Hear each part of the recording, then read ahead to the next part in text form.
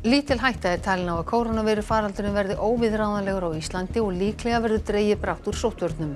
Á sama tíma segir kolsvört skýrsla breska þingsins að viðbrögð við faraldrinum þar hafi verið ein stærstu lýðheilsumistök sögunnar.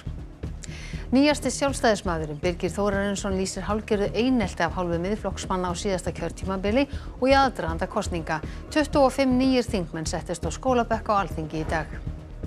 Landspítalinn stefnir í milljarðs halla í rekstri áramótin. Settur forstjóri spítalans segir ástandið ekkert hafa lagast og það sé sérstaklega erfitt þessar mundir.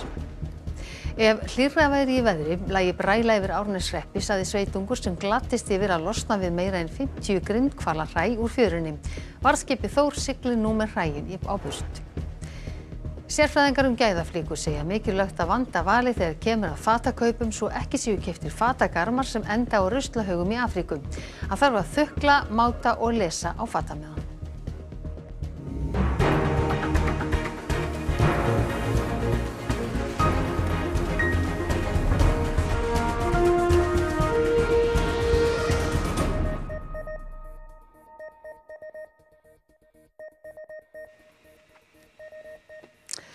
Komiði sæl. Lögreglustjórinn á Austurlandi hefur aflétt allri rýmingu á Seyðisfirði og fært hættustig almannavarna niður á óvissustig. Rýming 5 húsa var enn í gildi eftir gærdaginn en henni hefur nú líka verið aflétt.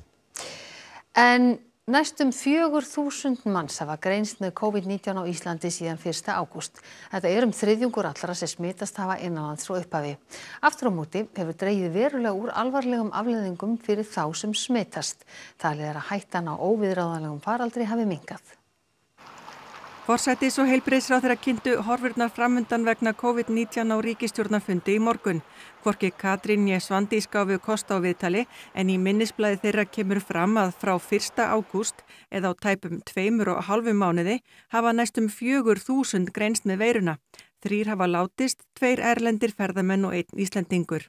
Aftur á móti hefur sú vörn sem felst í bólusetningunni dregið stórlega úr alvarlegum afleiðingum fyrir þá sem smitast, segir í minnisblaðinu, og lítil sem engin einkenni birst hjá stórum hluta þeirra.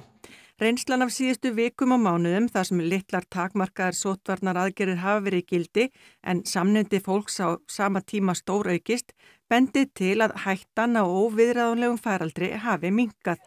Verndun almennra lífsgæða þar á meðal eðlilegs skóla- og frístundastarfs vegi þyngra en áður við mat stjórnvalda á næstu skrefum.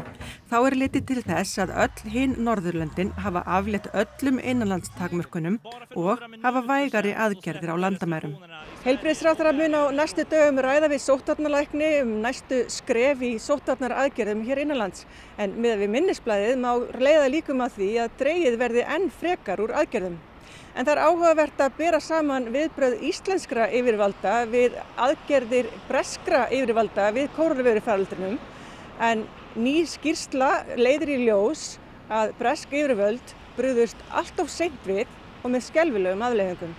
Í Bretlandi greindust fyrst smit 31. janúar 2020. Það svo ekki fyrr en tæpum 2 mánuðum seinna, eða 23. mars, sem samkomubann sett á. 2 mánuðum eftir það, eða næstum 4 mánuðum eftir að fyrstu smitin greinast, ráðist í smitrakningu þar. Bólusetning gegn sjúkdómnum hefst svo í byrjun desember. En hér heima greindist fyrsta smitið 28. febrúar 2020. Smitrakning og notkun sóttkvíar hófst leið. Einungis 2 vikum eftir að fyrsta smitið barst til landsins var fyrst sett á samkomubann. Bólusetning hófst hérlendis í lok desember. Slæleg viðbrögð breskra yfirvalda við kórónuveirufaraldrinum talin ein mestu mistök í sögu lýðheilsu ríkisins, samkvæmt skýrslunni. Yfir 130.000 manns hafa látist í Bretlandi vegna sjúkdómsins. Fyrsta smiti í Bretlandi greindist í lok janúar í fyrra. Ekki var gripið til víðtækra samkomu takmarkana fyrir en langt var liðið á mars það ár. From this evening, I must give the British people a very simple instruction. You must stay at home. Seinagangurinn meðal þessum stjórnvöld gagnrýnd fyrir í skýrslu 2 þingnefnda sem kom út í dag.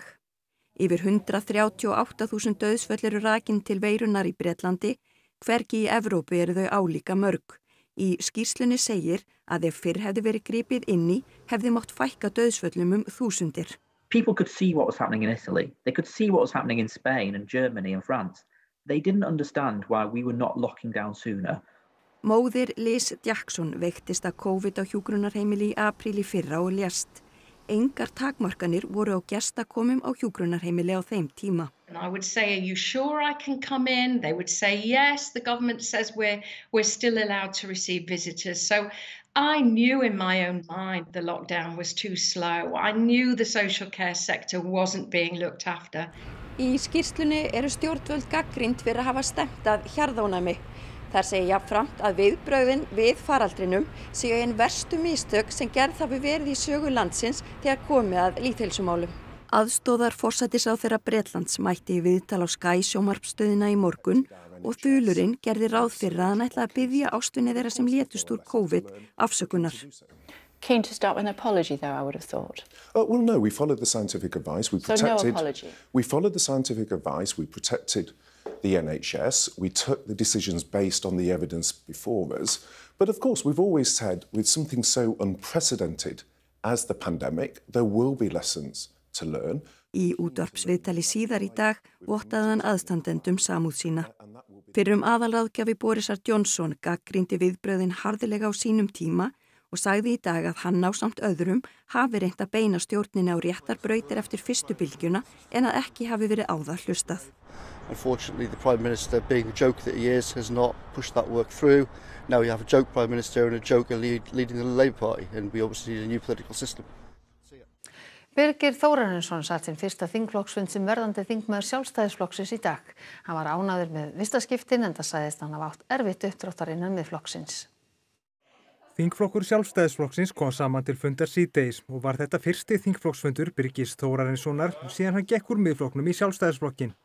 Hann var ánægður með viðtökurnar frá þingflokknum og segir skynja mikinn samhljóm milli sín og nýrra félaga. Já, ég tel það svo vera. Það náttúrulega samhljómur með þeim og þeim áherslum sem ég hef lagt á og ég held að þetta sé bara góður farvegur til þess að koma þessum málum á framfæri sem ég talaði fyrir og hef alltaf talað fyrir og rödd mín hér á Alþingi svo sama í dag og hann var í gær þannig að það ekkert að óttast í þeim efnum. Þótt Birgir hafi verið í Framsóknarflokknum áður en hann gekk til liðs við Miðflokkinn, segir Birgir að Sjálfstæðisflokkurinn hafi verið hans eini kostur. Þar sé málefnalegur hljómgrunnur mestur. Ábyrg ríkisfjármál, landbúnaður og byggðaþróun eru þau mál sem Birgir segist tala fyrir. Og auk þess málefni hælisleitenda, það séu skilvirkni í þeim málaflokki og ég nefni verndun íslenskar menningar og svo framvegis og réttlátt velferðarkerfi. Birgir hefur lýst því að hann hafi átt erfitt uppdráttar eftir að hann gagnrýndi fyrrum samflokksmenn sína fyrir þeirra þátt í Klaustursmálinu. Hann hafi upplifað vantraust í sinn garð og að hann væri vandamálið innan flokksins allt fram á kjördag. Hann hafi upplifað sig afskiptan og ekki hafi verið tekið tillit til hans sjónarmiða. Bara sem dæmi núna þá í stefnuskrá flokksins fyrir kosningarnar að þá var þarna stórt mál sem að lauta því að nota afganginn af fjárlögum ríkissjóðs til þess að færa landsmönnum. Ég sitjandi í fjárlaganefnd, þetta mál var aldrei borið undir mig, aldrei. Fannst þér þetta galið kosningaloforð? Mér fannst þetta ekki gott kosningaloforð, ég hef bara verið hreinskilinn með það, já. Hvernig talaði þú þetta loforð í kosningabaráttunni þá? Bara sem minnst. Nýir þingmenn eftir alþingiskosningarnar eru alls 25 og þeir settust á skólabekk í dag. Þeir hlakka flestir mikið til að taka til starfa á löggjafarsamkominu og setja baráttumál sín á dagskrá. Hefð er fyrir því að nýkjörnir alþingismenn eru kallaðir á kynningarfundum þingstörfin fljótlega eftir kosningar, nokkurs konar buðsadaga á Alþingi. Nýir þingmenn eru 25 en þeir voru 12 í síðustu kosningum og á meðal þeirra sem taka sæti núna eru jöfnunarþingmenn eftir aðra talningu í Norðvesturkjördæmi. Markmiðið er að bjóða nýjum þingmönnum upp á fræðslu og upplýsingar hvað eina í rauninni, bara þingstörfin, það sem fer fram í þingsal, nefndastörfin, siðareglur, hagsmunaskráning, þá þjónustu sem er boðið upp á hérna og ýmislegt því að þetta er stór og mikið stofnun. Strax í morgun streymdu nýjir þingmenn í þinghúsið og reiðubúnir að takast á við nýjar áskoranir á nýjum vinnustað, þar sem í raun gilda allt önnur lögmál en á almennum vinnumarkaði. Guðrún Hafsteinsdóttir kom í þinghúsið í fyrsta skipti fyrir nokkrum dögum. Ég hef aldrei unnið annars staðar en í mínu fjölskyldufyrirtæki austur í Hveragerði, þannig að ég er að skipta vinnu og þetta verða spennandi dagar. Ég líst bara mjög vel á þetta. Rosalega góð orka í herbygginu, líka gaman að sjá hvað margir nýjir þingmenn. kannski aðeins minni pressa á okkur sem ný erum að upplifa að við séum svona til helminga og við þá sem eldri eru. En bara mikið þekking sem að koma inn á þing, þannig að ég er mjög spennt fyrir þessu. Ertu búin að ákveða hverju þú ætlar að byrja á? Ég er bara mikið fyrir heilbrigðismál og orkumál og ætla áherslan að liggja ekki þar, svona allavega til að byrja með. Heldur þú að þetta verði átakaþing? Ég myndi nú ekki telja það sérstaklega. Ég held að allavega geng ég með í anda friðsemdar til þings og vona að það verði svona frekar andi. Formenn stjórnarflokkana halda sem fyrr spilunum þétta að sér í viðræðum um stjórnarmyndun og sitja aðeins 3 við það borð. Þau segja þó að viðræðum miði áfram. Afar sennilegt að þau myndi ekki nýja ríkisstjórn fyrir niðurstaða liggur fyrir í talningarmáli Norðvesturkjördæmis. Þingsetning verður þannig að öllum líkindum ekki fyrir í nóvember og því hafa nýjir þingmenn góðan tíma til undirbúnings. Friðrik Krónprins Danmerkur og Jeppe Kofod, utanríkisráðherra Danmerkur, komu hingað til lands í dag. Guðni T. H. Jóhannesson, forseti Íslands, bauð krónprinsinum og utanríkisráðherranum ásamt danskri sendinefnd til kvöldverðar á Bessastöðum nú í kvöld og hófst veislan klukkan 6:30. Gestirnir komu í lögreglufylgd að Bessastöðum nú rétt fyrir fréttir og létu slagviðrið ekki slá sig út af laginu. Prinsinn og utanríkisráðherrann koma hingað til lands með danskri sendinefnd með það að markmið að styrkja viðskiptatengsl og samstarf landanna á sviði sjálfbæra orkulausna. Fundur dansk-íslensku sendinefndarinnar og heimsókn í danska varðskipið HMDS Triton er meðal þess sem er á dagskrá krónprinsins og utanríkisráðherrans á morgun. Landspítalinn stefnir í milljarð fram úr fjárhagsáætlun áramót. Settur forstjóri spítalans segir mikilvægt að bæta bráðavanda sjúkrahússins. Nú sé allra leiða leita til að bæta stöðuna en ekki sé unnt að úthýsa fólki ef það eigi ekki í önnur hús að venda. Framkvæmdastjórn og forstöðumenn Landspítala Háskólasjúkrahús funduðu í morgun til að leita allra leiða til bóta á ófæru ástandi á sjúkrahúsinu. Tæplega 100 manns sem ekki ættu að liggja á spítalanum eru þar og þar af tæpur 3/4 í bráðarýmum. Settur forstjóri Landspítalan segir mikil vonbrigði að hjúkrunarheimili með 90 rýmum í Ögurhvarfi hafi ekki verið tekið í notkun eins og til stóð. Það hefði létt á kúpnum. Þetta er búið að ganga lengi og hlutirnir hafa í raun og veru ekki lagast og það koma svona ákveðin tímabil sem að verða mjög erfitt og það er akkurat þannig núna. Og ég finn til mikillar ábyrgðar sem settur forstjóri í 80 daga og ábyrgðin er mín og við munum reyna að samkvæmt öllum okkar leiðum að reyna að koma í veg fyrir að þetta haldi svona áfram. Og við áttum fund í morgun strax klukkan 8 framkvæmdastjórn og forstöðumenn til þess að reyna að fara yfir það hvað við getum sannarlega gert. Rakel segir mikilvægt að skapa ró starfsemi Landspítalans en allir þurfi að standa saman. Nú séu menn úti í miðri á. Já, sjálfsögðu þarf peninga og núna er spítalinn allan að það lítur út fyrir það að við verðum cirka milljarð í umfram áætlun áramótin. Það þarf mönnun, ekki síst, og það þarf peninga. Þannig það þarf að bæti í? Já, það þarf að gera það. Áhöfnin á varðskipinu Þór hefur staðið í ströngu við að fjarlæga á 6. tug grindhvalahræja úr fjörunum í Árneshreppi á Ströndum í dag. Elsa María Guðlaugs Drífudóttir, fréttamaður, er á Ströndum. Já, hafa þeir fjarlægt síðasta hræið, Elsa? Jú, þeir hafa fjarlægt síðasta hræið. Það tókst núna á 6. tímanum rétt áðan og Þór er farin á brott með feng dagsins. Það sést kannski ekkert sérstaklega vel en við erum í Melavík. Það eru 10 dagar síðan að vaðan gekk hérna á land og síðan þá hafa hræin svona dreifst sveitina meðal annars í Melavík, Hvalvík og Tryggilsvík hérna í Norðurfirði í Árneshreppi. Þótt að það sé svona langt liðið síðan að vaðan gekk á land þá eru hræin furðu heil og það lagði eiginlega enga lykt af þeim. Það má kannski þakka því fyrir að það er búið að kólna í veðri þannig að rotnunin hefur örugglega farið hægar en ella. Þeir voru nú ekki sérstaklega þeir vildi ekki segja mikið það hvort þeir myndu ná að klára í dag en það voru þetta 53 hvalshræ sem þeir áttu fyrir höndum en það gekk svo bara nokkuð vel og kannski ekki síst fyrir það að það voru heimamenn sem tóku þátt og voru með traktor hérna í fjörunni og fóru með hvalina alveg að sjávarmálinu svo það var auðveldar að draga þá út á sjó. En við fylgdum svo sannarlega vel með gangi mála í dag og tókum bæði skipherra og heimamenn tali. Varðskipið Þór kom í Árneshrepp í morgun og klukkan 11 var hafist handa við að koma hvalhræjunum á flot og út í skip. Þótt grindhvalir teljist smáhveli, þá geta þeir vegið nokkur tonn og var ekki hlaupið að því að losa hræin úr fjörunni.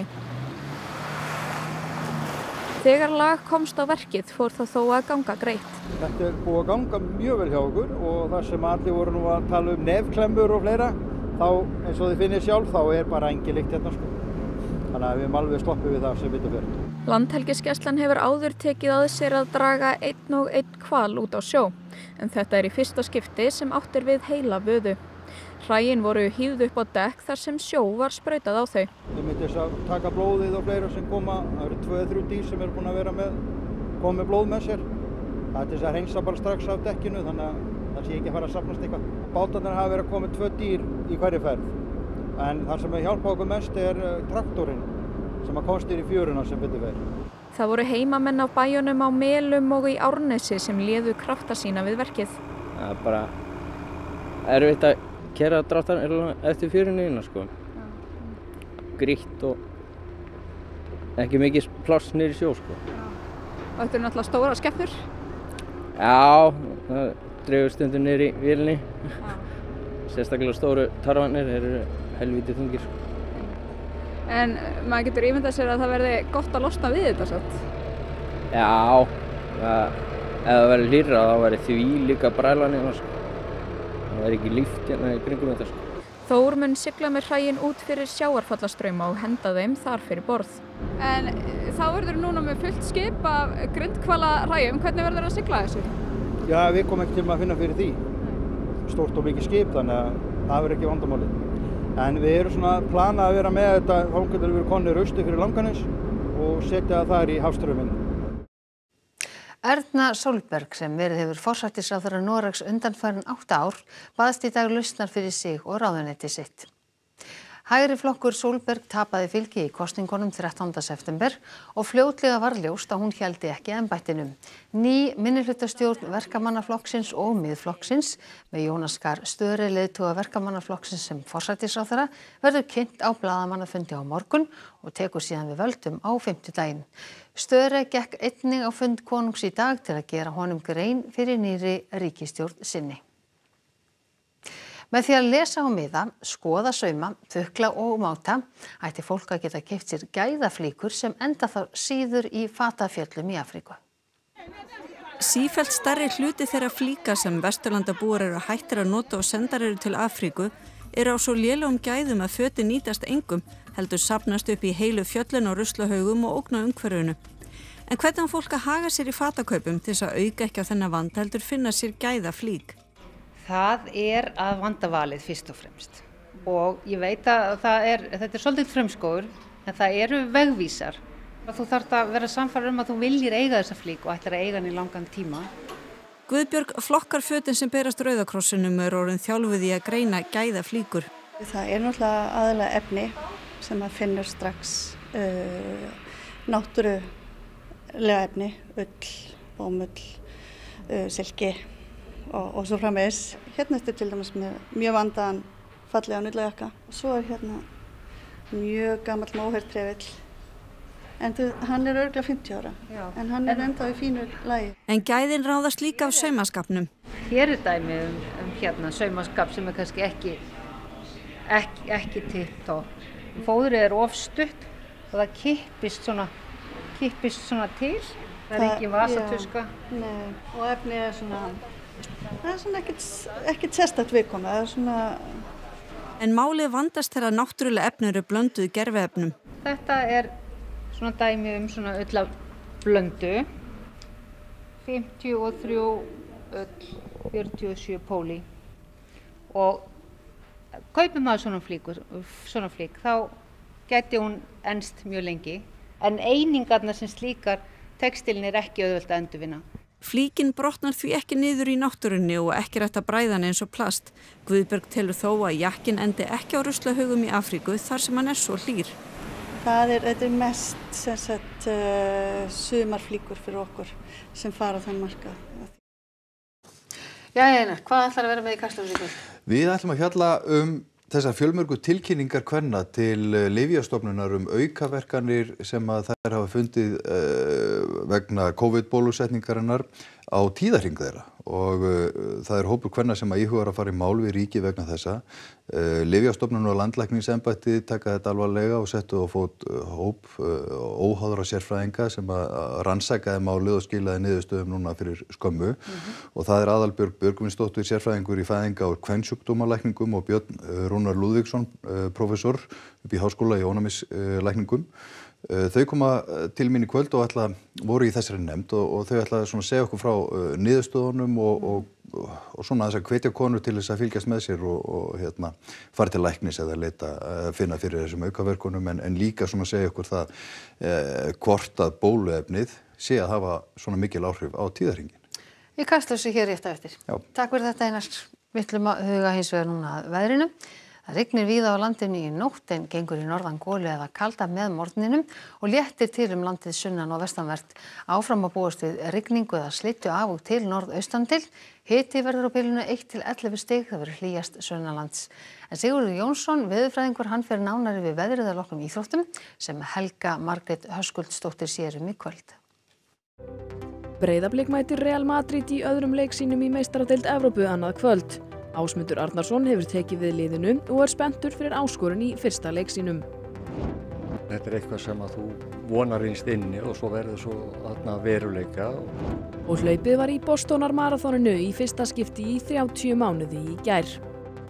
Og þá skulum við rifja upp helstu atriði þessa fréttatíma. Lítil hætta talin á að kórónuveiru faraldurinn verði óviðráðanlegur á Íslandi og líklega verður dregið brátt úr sóttvörnum. Á sama tíma segir kolsvört skýrsla breska þingsins að viðbrögð við faraldrinum þar hafi verið stærstu lýðheilsumistök sögunnar. Nýjasti sjálfstæðismaðurinn Birgir Þórarinsson lýsir hálfgerðu einelti af hálfu Miðflokksmanna á síðasta kjörtímabili og í aðdraganda kosninga. 25 nýir þingmenn settust á skólabekk á Alþingi í dag. Landspítalinn stefnir í milljarðs halla í rekstri áramótin. Settur forstjóri spítalans segir ástandið ekkert hafa lagast og það sé sérstaklega erfitt þessar mundir. Ef hlýrra væri í veðri lægi bræla yfir Árneshreppi sagði sveitungur sem gladdist yfir að losna við meira en 50 grindhvalarhæ úr fjörunni. Varðskipið Þór siglir nú með hræin á burt. Sérfræðingar gæðaflíku segja mikilvægt að vanda valið þegar kemur að fatakaupum svo ekki séu keyptir fatagarmar sem enda á ruslahaugum í Afríku. Það þarf að þukla, máta og lesa á fatamiðan. Þessum fréttatíma að ljúka og það kom að íþróttum, veðri og svo Kastljós og menningu. Næstu fréttir í útvarpi og sjónvarpi klukkan 10 í kvöld og nýjustu fréttir má alltaf finna inn á ruv.is. En við segjum þetta gott að sinni, verið sæl.